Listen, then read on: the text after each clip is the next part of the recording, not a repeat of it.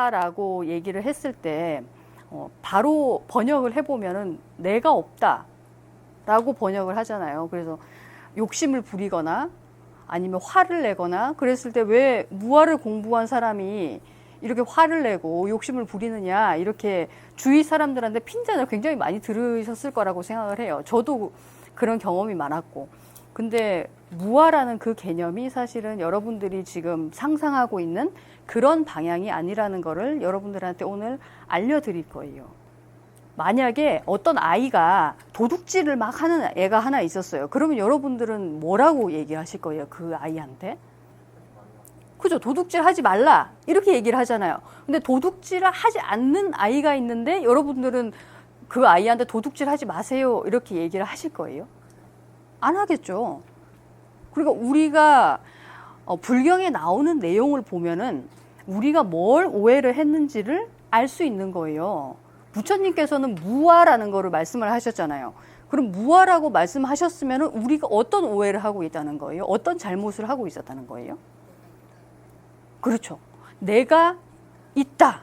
내가 진정으로 존재하고 있다라고 믿는 사람들한테 무아라는 거를 알려주셨다는 거를 알 수 있어요. 그래서 여기 처음 오는 사람들, 공부를 처음 시작한 사람들한테는 어떻게 보면은 공부에 반대되는 얘기를 많이 해주게 돼요. 그래서 금강경 보면은 사상이 없다는 얘기를 하잖아요. 그죠? 그게 사상이 뭐죠? 종류가? 근데 금강경에서는 요 네 가지가 다 없다고 얘기를 하셨어요. 무사상이라고 얘기를 하셨어요. 아상, 내가 있다라고 생각을 하는 거예요. 그래서 제가 처음 여기에 공부하러 왔을 때 스님들께서, 큰 스님께서 저한테 어떤 칭찬을 해주셨냐면은 다른 애들하고 다르게 여기 스님들한테 공부를 배우러 오니까 참 예쁘다. 어떻게 그렇게 그런 생각을 내고 여기 찾아올 생각을 했느냐. 그거는 뭘 부추겨 주신 거죠? 아상을 부추겨 주신 거예요. 아상을 부추겨 주니까 어떻게 됐어요? 기분이 좋아지잖아요. 그죠? 기분이 좋아서 이제 절에 오기 시작했습니다. 사람이라는 거에 대해서 배우게 되잖아요. 그 사람이라면 일반적으로는 한 이 정도 수준의 생각은 해야 되지 않겠냐. 이런 얘기를 듣게 되잖아요. 그래서 제가 큰 스님께 배운 내용에 대해서 정말 이런 부분에 대해서는 제가 정말 많이 감동을 하고 인정을 하고 바뀌어야 되겠다고 생각을 했습니다. 그렇게 얘기를 하니까 또 어떻게 하셨을까요? 칭찬을 해주셨겠죠. 사람이라면은 축생하고는 다른 어떤 수준의 생각을 가지고 있어야 되는데 너는 정말 그 수준에 인간이라는 수준에 걸맞는 그런 생각을 하는구나. 왜냐하면 나를 돌아보는 연습을 하고 있는 거잖아요.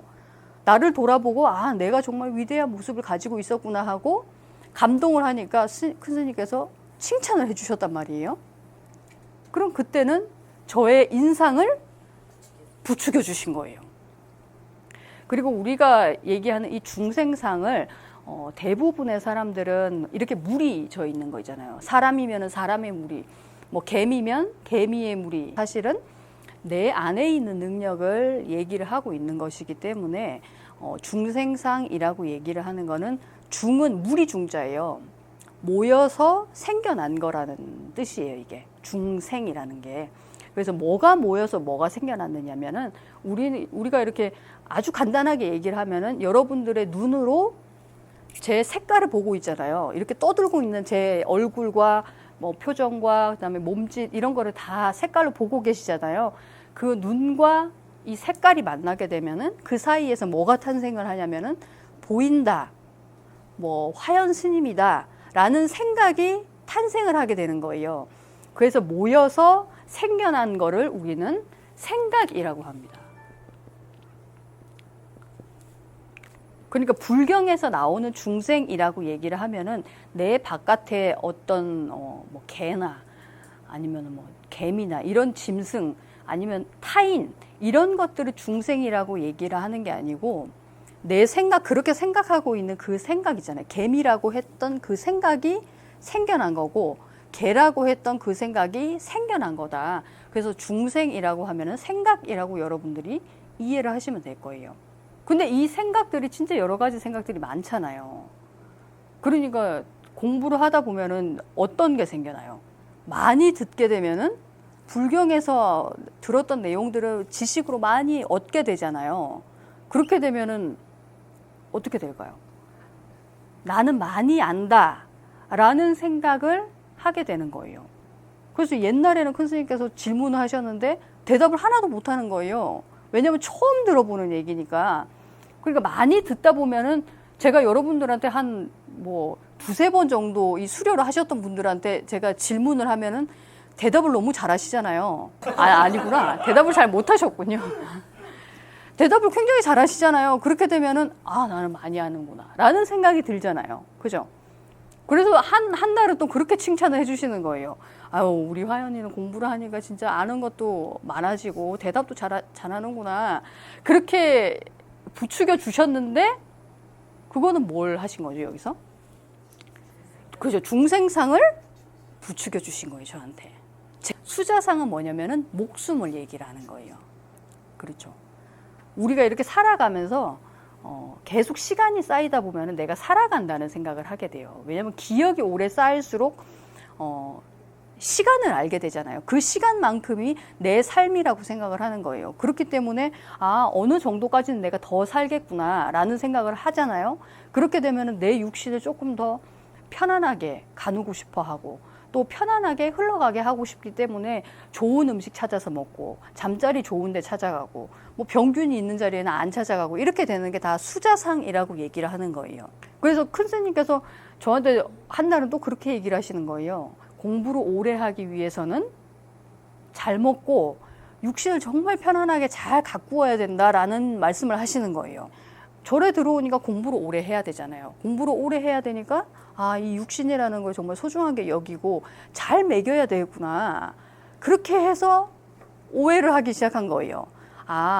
스님들께서 칭찬을 해주시는 내용이니까 아상, 인상, 중생상, 수자상을 굉장히 드높여야 되겠다. 내가 이거를 잘 지켜야 되겠다는 생각을 했어요. 그래서 저는 실수를 했습니다.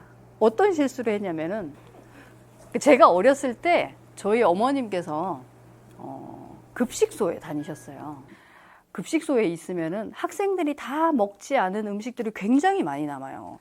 그래서 그냥 맨 밥을 몇 통씩 버려야 되고 반찬도 진짜 많은데 내일 새로운 반찬을 해야 되기 때문에 그게 다 그냥 하수구로 버려지는 거예요. 음식물 쓰레기통으로 들어가요. 그 어머니께서 그거를 보지를 못하시고 밥도 비닐에다가 다 싸가지고 들고 오시고 반찬도 다 싸가지고 들고 오세요. 저희는 어린 시절에 새 밥을 먹었던 적이 기억이 거의 안 나요. 제 동생은 무슨 음식이 제일 좋으냐라고 물어보면은 갓 한 따뜻한 밥이 제일 맛있다고 할 정도로 우리는 항상 냉동실에 있던 밥을 다시 꺼내가지고 전자레인지에 데워서 먹고 이런 생활을 계속 했었거든요. 그러다 보니까 맛있는 음식이라고 할 수가 없는 거예요. 어머니가 해줬다는 그런 뭐 동질감을 느낄 수도 없고 따뜻함이 있잖아요. 어머니가 해주셨다는 생각이 들면 되게 맛이 없어도 맛있다고 느끼잖아요. 그런 것도 없고 남이 해준 밥을 그냥 전자레인지에다 데펴가지고 먹고 그렇게 살아오다 보니까 이 절에 들어오고 나서는 완전 신세계가 펼쳐진 겁니다. 이런 음식을 처음 먹어본 거예요. 나물을 해주셨는데 제가 처음 기억나는 음식이 뭐냐면은 도라지 볶음을 해주셨어요. 도라지 볶음을 엄청 얇게 저며가지고 그거를 또 볶아서 들기름에 볶아서 따뜻한 밥이랑 주셨는데 이게 너무너무 맛있는 거예요. 이런 밥은 처음 먹어본 거예요. 그래서 너무 감동을 해가지고 많이 먹었어요, 제가. 배가 부른데도 계속 먹고 싶어서 계속 먹었어요. 그래서 처음에는 스님들이 잘 먹는다고 칭찬을 해주셨죠. 근데 시간이 지나고 나니까 그게 어떻게 보이겠어요? 내 몸에 전혀 도움이 안 되는 거예요. 너무 욕심을 부리고 많이 먹다 보니까 힘들어지잖아요. 그래서 한 날은 참다 못 하셔가지고 큰 스님께서 저한테 그런 말씀을 하셨어요. 야, 너 그렇게 많이 먹다가 악이 된다. 그러시는 거예요. 어떤 마음이신지 아시겠죠? 그게 정말 도움이 돼서 그 음식을 먹었다면은 계속 먹으라고 얘기를 했겠지만 제 몸 상태가 그렇고 많이 먹으면 더 그런 게 심해지거든요. 그래서 먹지 말라고 말씀을 하셨는데 그때 제 마음이 어땠을까요? 그죠. 서운하고 슬프죠. 아, 이렇게 먹으면 아귀가 되는구나. 아귀의 이런 정신 상태가 되는구나. 라는 거를, 머리로는 이해를 하지만 가슴으로는 이해가 안 되는 거죠. 서운함이 막 넘쳐오르잖아요. 그래서 한 몇 달 동안을 그렇게 욕을 먹었어요, 제가. 왜냐면 먹으라고 하면은 많이 먹고, 먹지 말라고 하면은 안 먹는 거예요. 다른 스님들은 다 맛있게 먹고 있는데 저는 어떻게 하고 있냐. 고고한 수행자처럼 그냥 가만히 앉아 있는 거지, 이렇게. 그 얼마나 힘들겠어요, 그 자리가. 근데 그거를 참으려다 보니까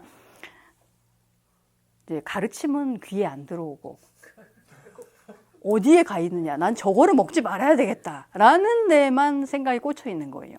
그런 생각이 계속 한 몇 달 동안 지속되다 보니까 너무너무 힘들었어요. 제가 한 법문을 듣고 그때부터 마음을 고쳐 먹었어요.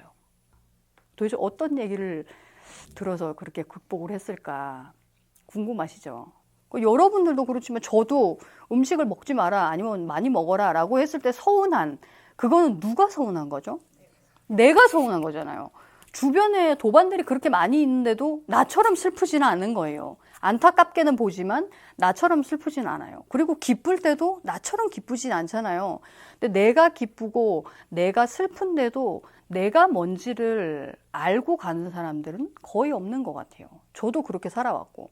그러니까 제가 힘들어졌을 때 어떻게 하면은 편안해질 수 있을까를 방법을 모르는 거예요. 왜냐면 내가 뭔지를 모르니까. 슬픈 거를 줘봐라 라고 얘기했을 때 슬픈 거를 직접 제 손에 올려주실 수 있는 그런 분은 여기 아무도 없을 거예요. 좀 뭔가 저릿저릿한 것 같고. 그렇기는 한데 그거를 직접 달라고 얘기를 하면 아무도 줄 수가 없어요. 그러니까 더 답답해지는 거예요. 눈에 보이는 것도 아니고 앞에 뭐가 어질러져 있으면 치우면 되는데. 그러니까 우리가 마음이 어지러우면은 어딜 청소해요? 집안을 다 청소하잖아요. 다 뒤엎고 난리가 나잖아요. 그래도 내 마음은 편안해지지 않아요. 금강경에 보면은 그런 얘기가 나와요. 부처님께서 옛날에 인욕의 행을 하셨다라고 얘기를 하면서 가리왕이라는 얘기가 나오고 그냥 팔다리를 다 잘라버렸다는 얘기예요. 그리고 절절지혜 이것도 마디마디를 다 잘랐다는 얘기예요. 근데 이렇게 당할 때도 인욕을 했기 때문에 인욕선인의 자리에 오를 수 있었다. 인욕선인이라는 이름을 얻었다는 얘기예요. 근데 보통 금강경의 그 번역은 어떻게 번역을 했냐면은 가리왕이라는 사람이 인욕선인에게 팔다리를 잘랐다. 그런 얘기를 하는 거예요. 인욕선인의 팔다리를 가리왕이 잘랐다. 이렇게 번역을 해놨거든요. 큰 스님께서 다시 번역하신 거는 어떻게 번역을 하셨냐면은 가리왕이라는 거는 노래할 가짜예요. 이 리자는 무슨 리자인지 혹시 아세요? 그죠? 이롭다. 또 날카롭다. 날카롭고 이로운 노래를 하는 왕이었을 때 내가 할절신체를 해봤다, 절절지혜를 해봤다라는 얘기예요, 이게. 왜냐면은 우리는 나라고 그냥 생각만 해왔잖아요. 그죠? 나는 나고, 남은 남이고, 이게 끝이었는데, 나라는 게 어떻게 생겨났는지, 어떤 구조로 생겼는지를 파헤쳐 보는 그 행위 자체가 할절신체 한다는 거예요. 나누어 본다는 거예요. 신과 심으로. 몸과 마음으로 되어 있다라고 얘기를 합니다. 근데 우리는 또 그냥 몸과 마음이라고 얘기하면은 몸은 또 그냥 몸이고 마음은 마음이고 마음은 그냥 내 마음 하나라고 생각을 하잖아요. 근데 그게 아니거든요. 여기 마음에서도 가지가 다 있습니다. 밀린다 왕문경이라는 그 경전에는 어떤 비유를 드셨냐면은 수레의 비유를 드셨어요. 나가세나 존자라는 스님이 하나 나오고 그 다음에 밀린다라는 왕이 나옵니다. 그래서 왕하고 그 존자하고 대화하는 내용을 그 경에다가 실어 놓은 게 밀린다 왕문경이에요. 근데 거기 나오는 내용 중에 나가세나 존자가 왕한테 물은 거예요.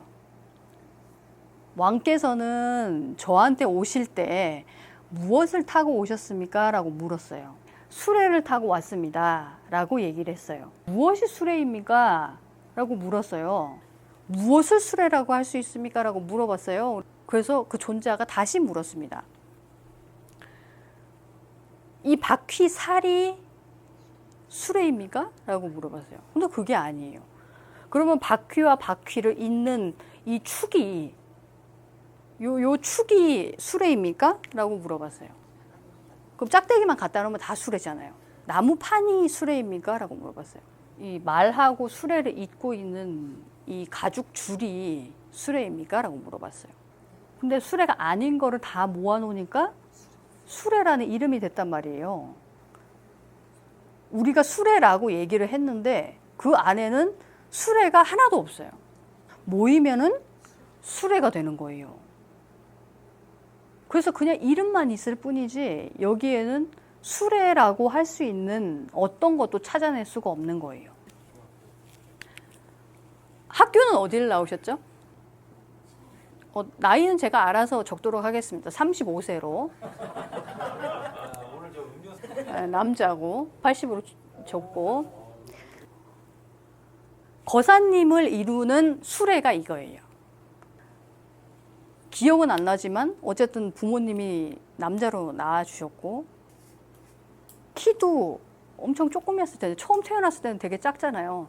그 작았을 때부터 180까지 그 하나하나의 기억이 거사님을 만들었던 거예요. 근데 여기서 하나씩 아까 나가세나 존자가 왕한테 물었던 것처럼 여기서도 또 하나씩 빼보는 거예요. 35세가 거사님이세요? 그거는 그냥 시간일 뿐이잖아요. 시간은 거사님이 아니에요. 세월은 내가 될 수 없어요. 그러면 청주가 거사님이에요?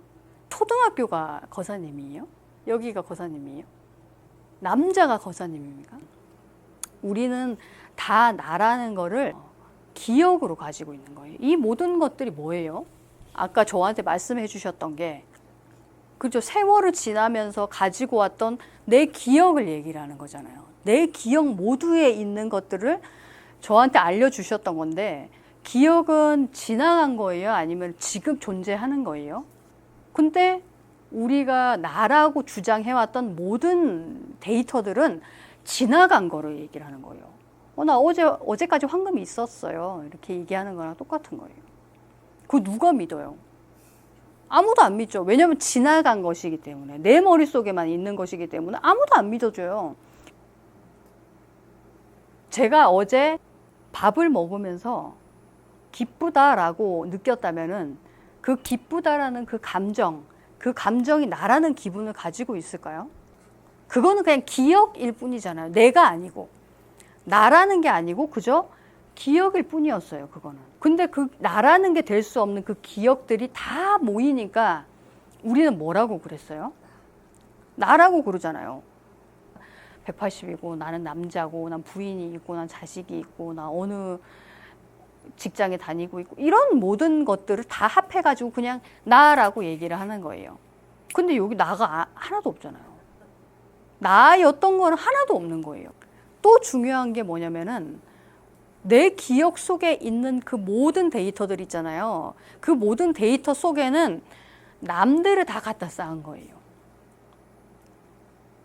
거사님이 태어날 때부터 만약에 서울에 살았다라는 기억이 있었다면은 거사님이라고 주장할 수 있겠죠.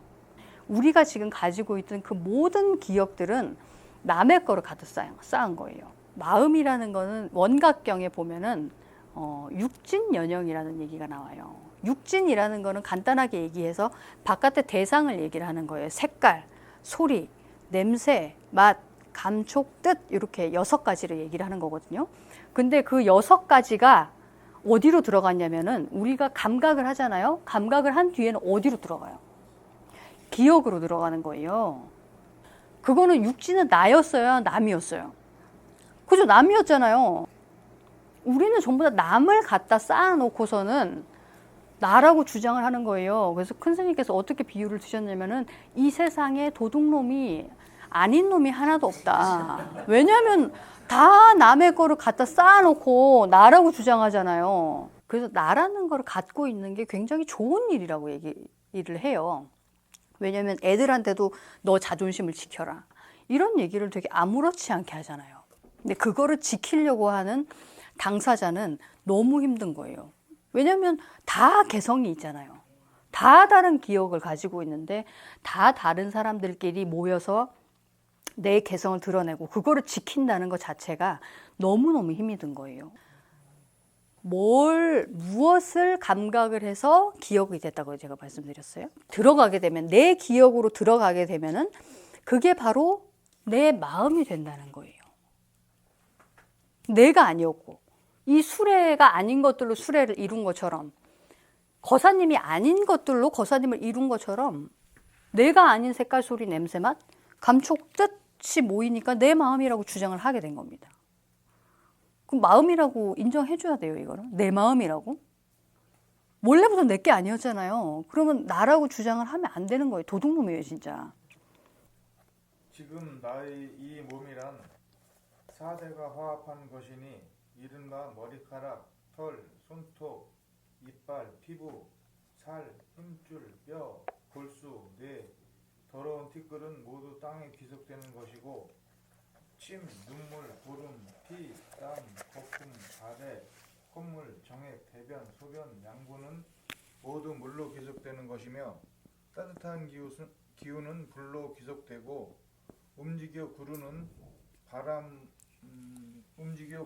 바는 바람으로 귀속되니 4대를 각각 나누고 나면 지금이라는 허망한 몸을 어디에 존재한다고 할 수 있겠는가?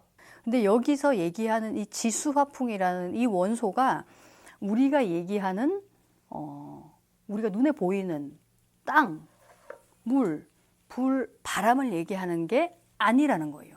왜냐하면은 우리가 물질을 이루는 근원이라고 얘기하면은 거기에 불순물이 섞여 있으면 되겠어요, 안 되겠어요? 근원에 화합되면 안 되잖아요, 그죠? 근데 우리가 눈으로 보는 땅에는 나머지들이 다 들어있어요. 물도 들어있고 불도 들어있고 온도가 있잖아요. 땅에 온도가 있잖아요. 그리고 그 안에 공기가 다 들어있잖아요. 그러면은 우리가 얘기하는, 우리가 기존에 생각해왔던 이 땅이 근원의 원소가 아니라는 거를 얘기를 하는 거예요. 불경에서 얘기하는 이 근원의 원소, 4대라는 거는 뭘 얘기를 하는 걸까요? 지라고 얘기를 하는 거는 쉽게 얘기하면은 막히는 거를 얘기하는 거예요. 네. 우리가 기존에 알고 있던 지수화풍에서 그 특징을 알아내는 거예요. 그러니까 이게 실제로 물질에 있는 지수화풍을 얘기를 하는 게 아니고 지수화풍이 가지고 있는 성질을, 그 성질이 바로 지수화풍이라고 얘기를 하는 거예요. 왜냐하면 이 세상에는 진짜 존재하는 게 아무것도 없기 때문에 내 정신 속에서만 있다라고 인정이 되는 것들이기 때문에 다 성질로만 얘기를 하는 거예요. 그래서 땅이라고 얘기하는 거는 딱딱하잖아요. 그래서 딱딱한 것이기 때문에 막힘이라고 여러분들이 생각을 하시면 되겠습니다. 그래서 막히는 그런 능력이 없다면은 우리가 눈으로는 색깔이 막히잖아요. 근데 색깔을 보고도 막힐 수가 없는 거예요. 땅이라는 그 능력이 없으면. 근데 색깔에 땅이라는 그 능력이 이미 존재했었기 때문에 우리는 막히는 거예요. 이렇게 만져지기도 하고 이렇게 땅을 딛고 서 있을 수 있는 그런 힘이 있다는 거예요. 물은 어떻게 되죠? 그렇죠. 흘러가잖아요. 그렇죠. 시간적인 흐름을 얘기를 하는 거예요. 그리고 물은 그릇의 모양에 따라 어떻게 바뀌는 거예요. 그러니까 우리의 기억을 얘기를 하는 거예요. 우리가 어떤 기억을 쌓느냐에 따라서 그릇의 모양이 달라지는 거예요. 그래서 슬픈 기억을 많이 쌓은 사람은 똑같은 장면을 보고도 눈물을 흘리고, 기쁜 기억이 많은 사람들은 긍정적으로 보니까 아, 저거는 나중에 좋아질 일이지 그저 슬퍼할 일만은 아니야 라고 생각을 하니까 눈물이 안 나올 거 아니에요. 그죠? 그러니까 어떤 기억을 쌓느냐에 따라서 그 사람의 모습이 달라지는 거예요. 그런 모습을 물이라는 성질로 생각을 하시면 되는 거예요. 불의 특징이 뭐죠? 그죠? 태우는 거. 또 태우는 거 말고 또 중요한 특징이 있잖아요. 밝히는 거. 밝아지잖아요. 불을 피우면. 그래서 우리가 밝아진다라는 거는 바깥으로 드러내는 거를 얘기를 하는 거예요. 아까 땅이라는 거는 감각적으로 막히는 거를 얘기를 했지만 여기서는 정신에서 밝게 드러나는 거를 얘기를 하는 거예요. 이 불이라는 이 능력은. 그래서 불이라는 능력이 있기 때문에 우리가 환하게 느낄 수 있는 이 능력이 발현이 되는 거예요. 그리고 이거는 태운다라고 얘기를 했잖아요. 그러니까 태운다라는 거는 남김없이 만들어버린다는 거예요. 그러니까 우리가 계속 의심을 하게 되면 생각을 계속 하게 되잖아요. 우리가 의심하지 않는 그런 분별력, 분별하는 그 상황을 얘기를 하는 거예요.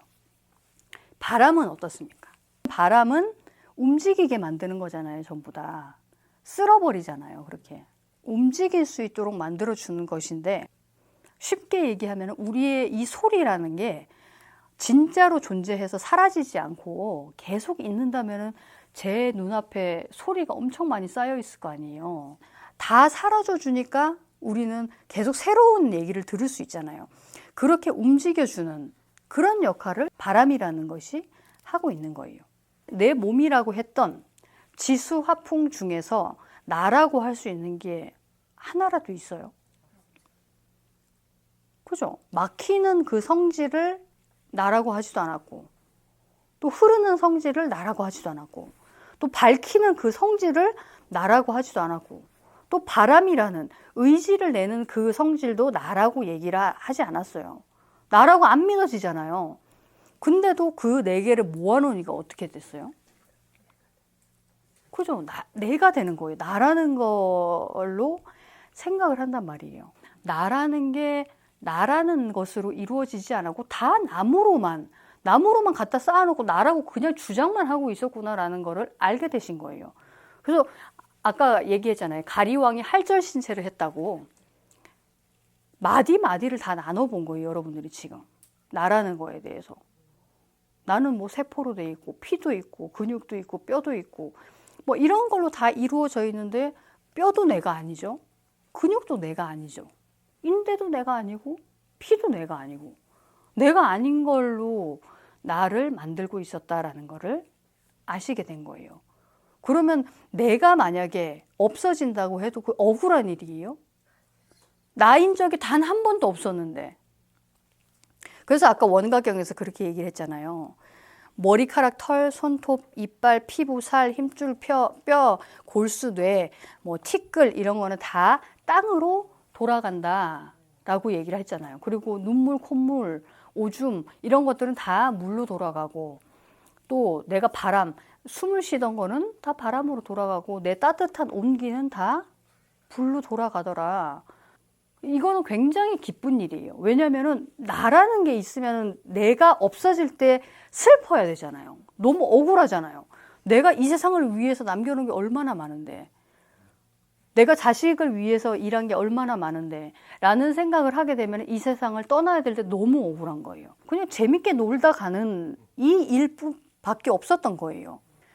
우리가 몸과 마음이 실제로 있었던 게 아니고 남의 거를 갖다 쌓아서 이렇게 수레 아닌 걸로 수레를 만든 것처럼 우리 몸도 그렇고 마음도 그렇고 그렇게 말도 안 되게 나라고 주장을 하고 살아왔다. 그래서 오래 살려고 노력하고 남들보다 잘 살려고 노력하고 그런 이제 쓸데없는 데다가 힘을 쓰지 않아도 된다는 거예요. 근데 좀 이상하지 않아요? 내가 아닌 것들이 내가 됐잖아요. 그러면 그 나라는 기분은 어디에서 나오는 걸까요? 우리가 계속 써먹고 있었던 그 나라는 거 있잖아요. 나라는 그 기분. 그 기분이 왜 생겨나냐면은 여러분들 앞에 항상 뭔가가 지나가는 거예요. 색깔이 지나가고 소리가 지나가고 냄새가 지나가고 맛이 지나가고 감촉이 지나가고 뜻이 지나가고 이렇게 되기 때문에 내가 있는 것처럼 느껴지는 거예요. 색깔을 보기 위해서는 내 눈에는 색깔이 있어야 돼요? 없어야 돼요? 없어야 되겠죠. 만약에 거울에 막 크레파스가 칠해져 있어요. 그러면 거기에 이 펜을 앞에 갖다 댔을 때 파란색과 흰색이 그대로 비춰질까요, 선생님? 안 비춰지죠. 왜 안 비춰지는 거예요? 우리는 언제나 바라보는 존재였을 뿐이지 보살님이 말씀하셨던 이 뜻 있잖아요. 뜻을 보고 말씀을 하신 거예요, 지금. 이게 내가 아니라는 거예요. 이거는 좀 내 대상이었다는 거예요. 많이 먹는다고 혼날 때가 나였어요. 아, 혼나고 있구나라고 생각하고 있잖아요. 알고 있잖아요. 알고 있으면은 그게 나예요, 남이에요. 남이잖아요. 혼나는 게 내가 아니었던 거예요. 그러면 잘한다라는 얘기를 들었을 때는 그거는 또 나예요? 잘했으니까? 그것도 내가 아니었던 거예요. 다 내 앞에 있었던 거예요. 내 앞에 있어야만 그걸 느낄 수 있기 때문에 나는 어떤 것도 아니었던 거예요. 큰 스님께서 방법을 하나 알려주셨어요. 누군가에게 핀잔을 듣거나 누군가에게 혼나거나 이런 상황이 왔을 때 가장 좋은 방법이 하나 있는데 그게 바로 남의 입장에 서서 같이 욕하는 거라고 얘기하시는 거예요. 만약에 내가 잘하는 놈이라면은 잘하는 놈의 입장에서 남이 저한테 욕을 하거나 그러면 기분이 나빠지잖아요. 여러분도 꼭 한번 해보세요. 그렇게 했을 때 나도 기분이 좋아지지만 주변에 있는 사람들 있잖아요. 주변에 있는 사람들이 자기를 잘났다고 봐주기를 원하는 사람들은 되게 불편해 하잖아요. 근데 나를 내리고 나를 까고 정말 유쾌하게 사는 사람들을 보면은 누구나 다 좋아하는 거예요. 그래서 그런 농담을 하면은 주변이 너무 재밌고 그냥 유쾌해지는데 제가 인상을 쓰고 슬퍼하거나 이렇게 되면은 분위기 어떻게 되겠어요? 보는 놈은 따로 있지. 이게 앞에 있을 때에만 나라는 게 느껴질 뿐이지. 거울에 색깔이 드러날 때만 거울이라는 존재를 알 수 있는 것처럼 나라는 것도 따로 있지 않아요. 따로 있지 않고 색깔이 다가오든 아니면 사람들의 목소리가 들려오건 아니면 이 세상을 보건 그랬을 때에만 나라는 게 실제로 느껴지는구나. 그리고 가장 중요한 법칙은 그렇게 다가오는 것들이 아니어야지 내가 느낄 수 있다는 거예요. 그러니까 욕먹었다라는 게 중요한 게 아니고 욕먹었을 때 내가 어떤 기분으로 받아들이느냐가 제일 중요한 거예요. 기분이 나쁘면 안 돼요. 슬프면 안 돼요. 그거는 내 앞에 있으니까. 내가 나여야지 슬프거나 기분이 나쁘잖아요. 근데 그게 아니라 나는 그런 얘기를 들었을 때 잠깐 있는 것처럼 드러나는 정말 맑고 투명한 거울이었을 뿐이었구나. 그러니까 몸이 아프면은 몸 걱정을 먼저 하게 되고 이게 앞에 있는 거지. 나는 바라보는 놈일 뿐이지라고 돌아보기가 너무 힘이 든 거예요. 처음이니까 익숙치 않잖아요. 그러니까 내가 아픈데도 누가 안 돌봐주면 서운함이 먼저 올라오지 내가 먼저 그거를 바라보고 이게 어떻게 됐을까라고 냉철하게 바라볼 수 있는 그 힘이 없어요. 그렇기 때문에 이런 얘기를 계속 들으면서 남은 남으로 보고 그죠? 우리가 남이라고 생각했던 색깔, 소리, 냄새, 맛, 감촉, 뜻은 남이라고 좀 봐주고 그리고 원래 맑고 깨끗했던 나는 나로 남겨두는 그런 정말 현명한 불자들이 되셨으면 좋겠습니다. 오늘 정말 잘 들어주셔서 감사드리고요. 즐거웠습니다. 네.